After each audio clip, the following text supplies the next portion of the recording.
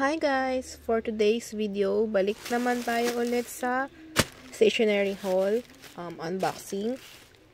Ano lang to, konting items lang to. So, saglit lang tong video na to. Tanggalin muna natin yung plastic na, diba? Kita na agad yung items. Kasi, ano lang to, 3 items lang to guys. So, yan, bubble wrap na lang. Wait.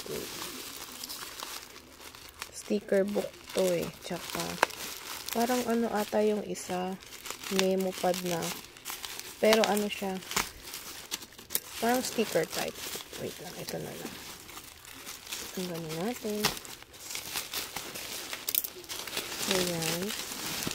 First item natin guys is eto. Memo pad. Okay. Ganito pala siya guys.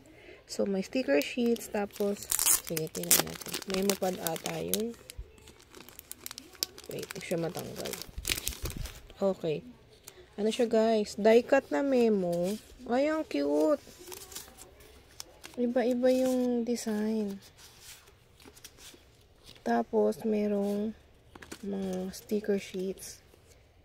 Iba-iba din yung sticker sheets. Iba-iba yung style niya. Tama ba?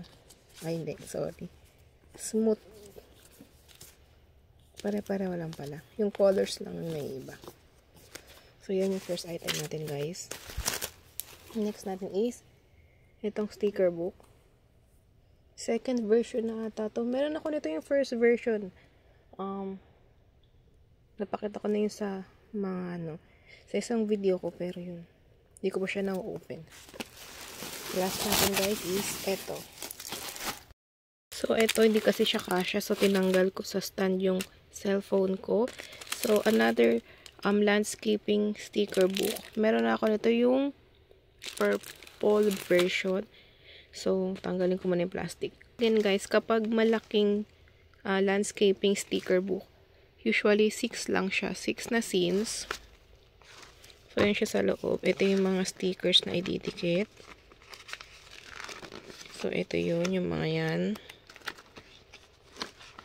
Tapos, ganyang kalaki yung kung saan mo siya ididikit. So, yan.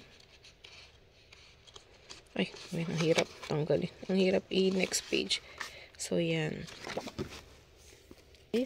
So, yun. Konti lang siya. 3 items lang siya. So, again, guys, thank you for watching. Thank you for, always the support. Sana wag talaga kayo magsawa na manood ng mga videos ko. So, yun, like, thank you. So, until next video, guys. Bye-bye. Love you all, guys.